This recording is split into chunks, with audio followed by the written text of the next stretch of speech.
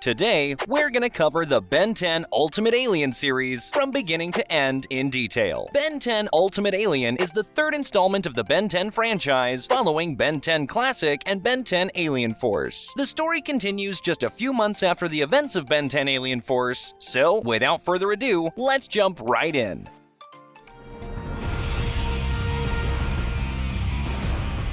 The show starts with a bang when Ben's secret identity as an alien superhero gets exposed to the world. His house gets swarmed by the media, causing a huge commotion. The gang tracks down the culprit who spilled the beans, and guess what? It's a 10-year-old kid named Jimmy Jones. He claims to be Ben's biggest fan and thought it would be cool for everyone to know what Ben does for a living. But little did he know, it just made Ben's life way harder. On top of that, they stumble upon some footage of an unknown alien attacking military guards, so they decide to investigate further. They roll up to the military base in Kevin's new ride, where Colonel Rosum tells them that an alien has been sneaking into the camp and swiping parts from their spaceship in progress. When the alien arrives, the Ultimatrix scans it and adds its DNA to the watch. Ben turns into Chromastone to fight him, but much to their dismay, the alien runs away with the fusion core. Now, here's a question. We learned in Ben 10 Alien Force that Azimuth has already stored the DNA of millions of aliens on Galvan Prime. So, why did the Ultimatrix feel the need to scan this mysterious alien for its DNA? Don't worry though, we will learn this soon enough. Anyways, they track down the alien in an underwater cave and discover that he's been swiping parts to repair his spaceship because he desperately wants to get back home. But here's the catch. In order to launch the ship, he'd have to blow up the entire city of Florida,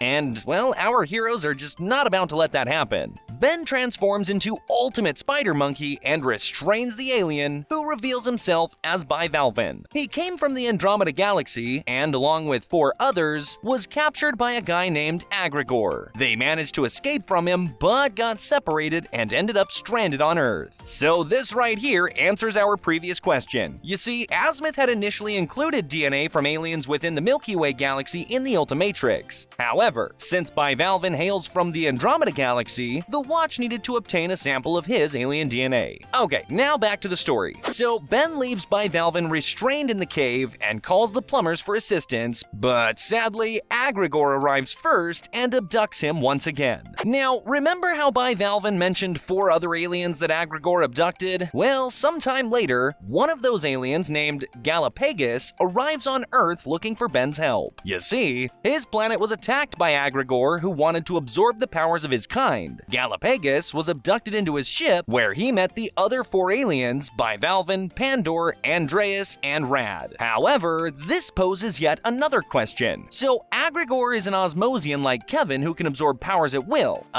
Why did he feel the need to abduct 5 different aliens when he could simply absorb them on the spot? Well, you see, Osmosians can only attain 10% of the total power when they absorb a creature. However, Agregor has found a way to fully absorb all of their powers. These 5 aliens are super strong. In fact, absorbing the powers of all 5 at the same time would make Agregor the strongest being in the entire galaxy, which is exactly why he brought them onto his ship. However, they managed to escape and crash-landed on Earth. They decided to split up to find help, but we already know how that's going so far. Ben scans Galapagos and sends him home with the plumbers, but little did he know, the plumber was Agregor in disguise. So, 2 down and 3 more to go. Pandor is trapped in this super tough metal armor that contains his powers and keeps his dangerous radiation in check. So desperate to get out, he offers a hefty sum of money to anyone who can crack open his suit. And guess who shows up? Why, it's Kevin! This guy never misses a chance to make a quick buck. However, Kevin refuses to open the suit when his plumber badge detects strong radiation coming from inside. But later, Kevin falls for a trick and accidentally opens the suit, and out pops this glowing, red, lava-like figure, which gets stronger by absorbing energy. Turns out that Pandor is crazy powerful, and the gang realizes they'll need to outsmart him in order to get him back into the suit. Eventually, they succeed in locking him back up and keeping him restrained. Things start looking all under control, and then 2 plumbers arrive to send Pandor back to his home planet. But just as you'd expect, their ship gets attacked by Agregor, who now has 3 out of the 5 5 aliens in his possession. Wow, things just got a whole lot more intense. But on a side note, Ben has scanned all 3 of the aliens he's met so far, and he even transforms into Water Hazard, which is the species of bivalve. One cool thing about this show that separates it from the other Ben 10 shows is that this time we get to see all the new aliens in action even before Ben can use them. I think this is a much better way to introduce new aliens because, well, before that, Ben would only unlock new aliens by accident. Now, even though that was exciting, Ben now has so many aliens now that it would become overwhelming to use the same concept. So,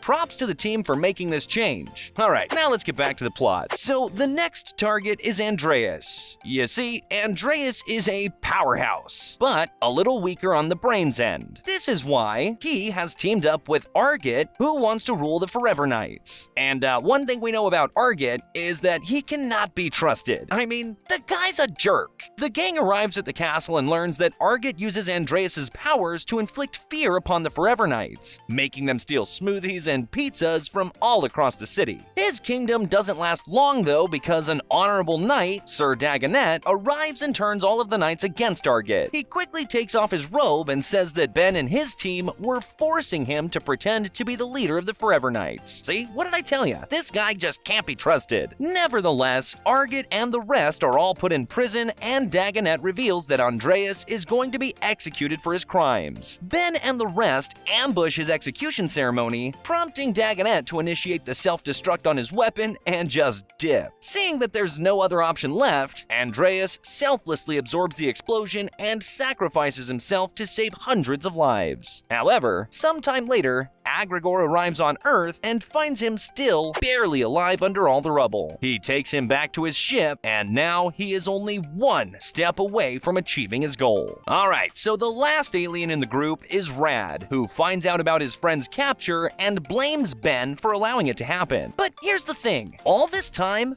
Ben and the gang had no clue about Agrigor's plans. They believed that all the previous aliens had safely returned to their home planets. But guess what? Each time the Ultimatrix scanned those aliens, it unknowingly emitted a homing signal that Agrigor used to track them down. Rad, using his powers, manages to halt the scanning process and vanishes. And wouldn't you know it, just moments later, Agrigor shows up on the scene in search of Rad. Talk about perfect timing, huh? Agrigor proves to be a formidable opponent, overpowering everyone in the group. Meanwhile, Ben finds himself left with just one alien available on his watch, which just so happens to be Rad. In a very clever move, the team manages to escape using Gwen's teleportation spell. But here's the twist. Rad has imprisoned himself within the Ultimatrix, and by doing so, he successfully conceals his presence from Agrigor, who can no longer track Ben since the watch is offline. Now, although Rad's plan is genius, there is a catch. He desires to take over Ben's body permanently, which is something that they just can't allow. The group acts swiftly and removes Rad from Ben's body, but guess what? Agrigor shows up just moments later and starts handing out some serious beatdowns. It's a tense moment, but Rad comes to a selfless realization. He will never be able to escape Agrigor's clutches. So, in a very heroic act, Rad sacrifices himself, willingly surrendering to Agrigor to save the gang. Now,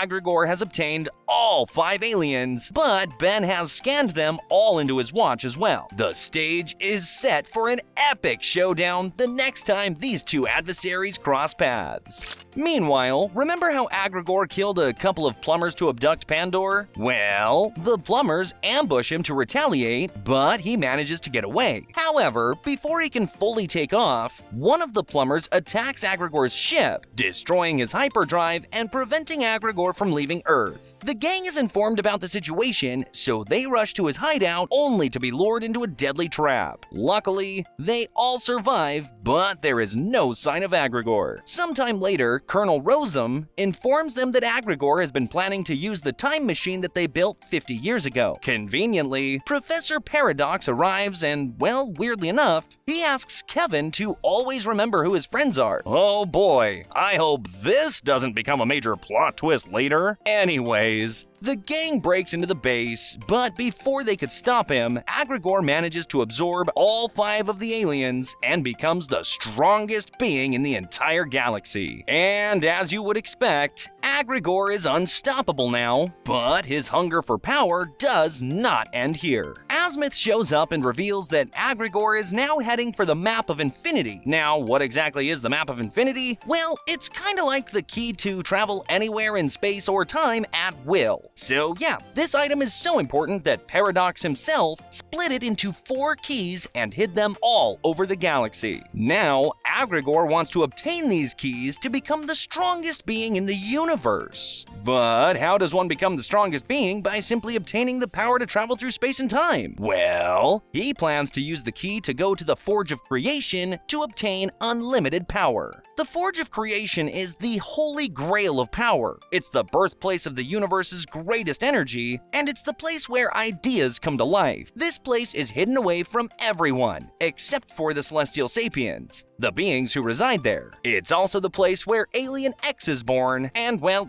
that kinda just explains it. So the gang now has to stop Agregor from obtaining at least one of these keys. Sounds easy enough, right? Well, that's where things get interesting. The group tries to steal the first key by going into this maze-like temple before him, but doing so means they disarm all the traps for Agregor to follow. While they're stuck holding a door open for Gwen, he just casually walks in and yoinks that first key. What a total badass! The next key is located at the core of an underwater planet, but this time, Agregor beats them to it. So that means 2 down and 2 more to go. The gang seeks the help of Charmcaster to follow Agregor into the Door of Anywhere. The door leads them to a world of mana called Ledger Domain, a place that greatly enhances the powers of mana holders. The two settle their differences and work together to locate the key, but once again, Agregor uses the group as bait and gets his hands on it. Now, he only has the last key to obtain, and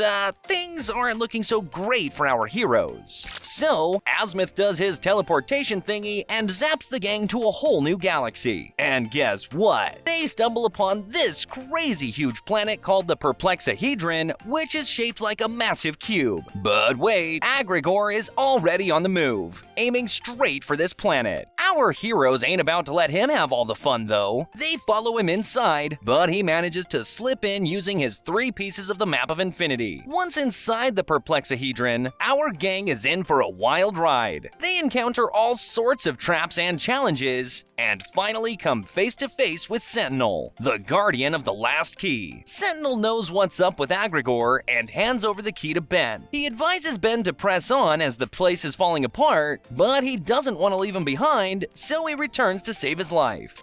I gotta say, not the brightest moment of Ben. He fights Agregor, but it goes about as well as you would expect. Agregor now has all 4 pieces of the map, and it's only going to get worse from here on. Azimuth isn't too happy about their loss because he himself has no idea where the Forge of Creation lies. But don't worry, because Professor Paradox does. He reveals that Agregor plans to absorb power from a newborn Alien X in the Forge, which will make him the strongest being in the entire universe. He teleports the gang outside the Forge and leaves them at the entrance, as he cannot go any further. The gang is on their own from there, and they must stop Agregor before he gets his hands on a baby Alien X. After getting attacked by Agregor's minions, their ship gets stuck in a field of time, where they encounter a younger Ben. Precisely, the Ben from Ben 10 Classic, who is just as obnoxious as I remembered. Anyways, the gang flies to the baby Alien X, where they fight Agregor once again. But just as you would expect, they all get their asses handed over to him. As a last resort, the younger Ben offers Kevin to absorb his Omnitrix, but Kevin chooses to absorb the Ultimatrix instead. With his newly acquired strength, he easily overpowers Agregor and even absorbs his powers. But in doing so, he loses control of who he is. After Kevin flies off in a rage, Paradox arrives and congratulates Ben for saving the universe. However, his troubles aren't over, because he still has to deal with the Kevin problem.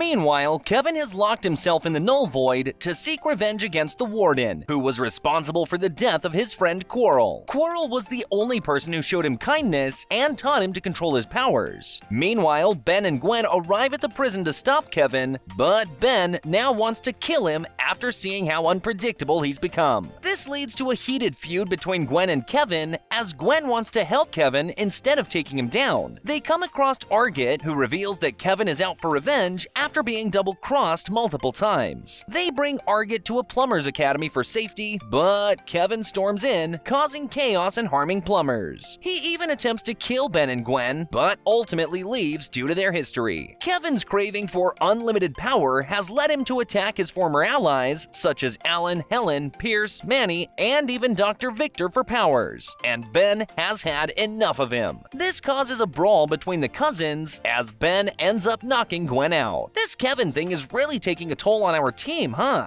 Gwen seeks help from Morningstar and uses some spells to give him his original appearance back. She's hoping that Morningstar would come up with a way to help Kevin, and even manages to convince Ben, but Kevin just doesn't seem to be coming around. Oh, and remember that nerd Cooper? Well, this is him now. Cooper, with his genius, builds a machine to absorb Kevin's powers, and Ben gives Gwen an ultimatum of 1 hour before he takes Kevin down for good. After an intense battle, they all manage to restrain Kevin and use Cooper's machine to turn him back to normal. However, Morningstar, of course, tries to double-cross the team by absorbing the power, but Ben had already anticipated that. With the press of a button, he sends the power back to where it belongs, and Kevin returns to his senses soon after. The group not only saves Kevin, but also brings Bivalven, Galapagus, Pandor, Andreas, and Rad back to life.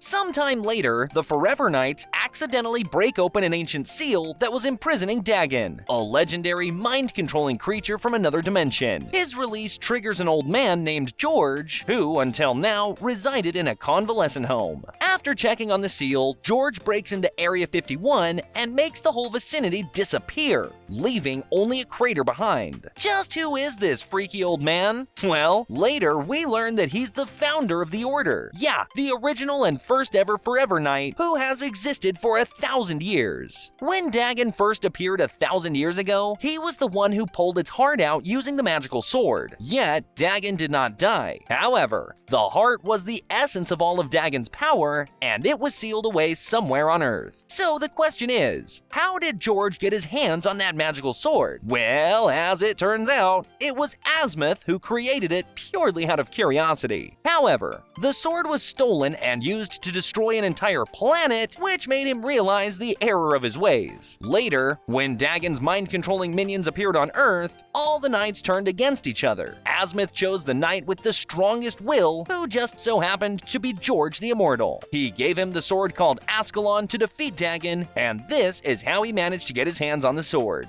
Coming back to the present, the Forever Knights are holding a council of all their houses to discuss Dagon when George joins in and they all bow to him after recognizing who he is. He reminds them that the Forever Knights existed to eradicate all existing alien life on planet Earth, and unites them to target many aliens, including Pierce Wheels, who is apparently dead now. George appoints Driscoll as his second-in-command and sends him to hunt more aliens. However, Ben kicks his ass and stops the purge. Well, at least for now. Later, George reveals that he's leaving on a quest to find his sword Ascalon, and asks the Knights to be ready upon his return for the battle of 100 lifetimes. While the Forever Knights wait on George to return, a cult called the Flamekeeper's Circle that worships Dagon is formed. These people claim to have found the injured body of the dragon, but upon inspection, Ben learns that it's the injured body of Vilgax from the last episode of Alien Force. Yeah, the once almighty conqueror of the world has been reduced to a half-dead octopus in a fish tank, pretending to be the leader of a cult. Talk about character development, am I right?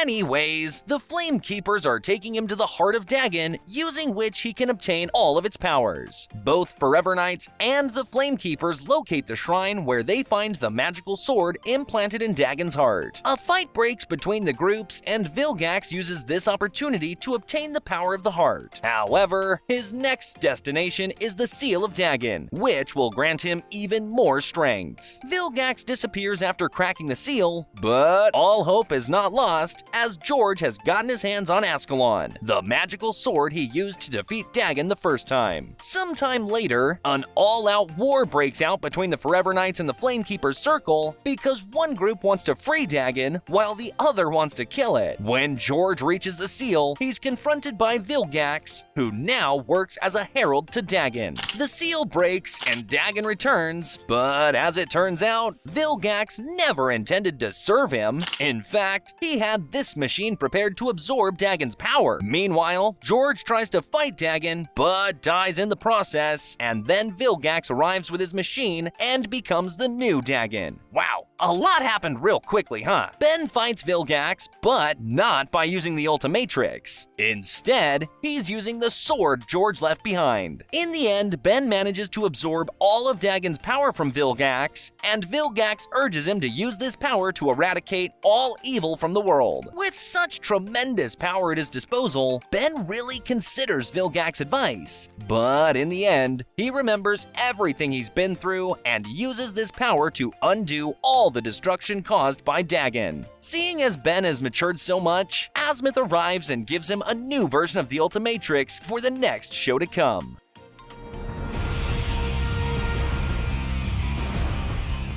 Alright, so that right there was the entire timeline of Ben 10 Ultimate Alien. But you guys remember Ben 10,000, right? Well, in this crazy future, he gets attacked by a guy called Eon who's on a mission to hunt down Bens from different dimensions. But guys, don't worry. Ben 10,000 kicks his butt and saves the day. Just when he thinks he's done, Paradox shows up and, well, tells him that his troubles have only just begun. He teleports Ben 10,000 into the present where they meet our regular 16-year-old Ben. On a side note, this Ben 10,000 is from a different future than the one with whom Ben met when he was 10 years old. Anyways, the two try to destroy a portal that Eon can use to travel in this time, but it turns out that it was a trap set by him to activate the seal. As both Bens fight Eon, they learn that all of his minions are mind-controlled 16-year-old Bens from different timelines, and that Eon himself is a Ben 10,000 from a different dimension. So basically, this version of Ben 10,000 went evil and he abducted other Bens to use as his slaves. Soon after, the evil Ben 10,000 is defeated when his seal is destroyed, which also reverts all the damages he has caused in different dimensions. Before leaving with the good Ben 10,000, Paradox gives a warning to the team about the creature from beyond. Alright folks, we've finally made it to the end of the video, but let's go through the aliens that Ben turned into. We had Water Hazard, Amphibian, Armadillo, Terraspin, NRG, Fast Track, Chameleon, Eagle, Clockwork, Shock Squatch, and Jury Rig. This was the timeline of Ben 10 Ultimate Alien. Thank you so much for watching, and we'll see you in the next video.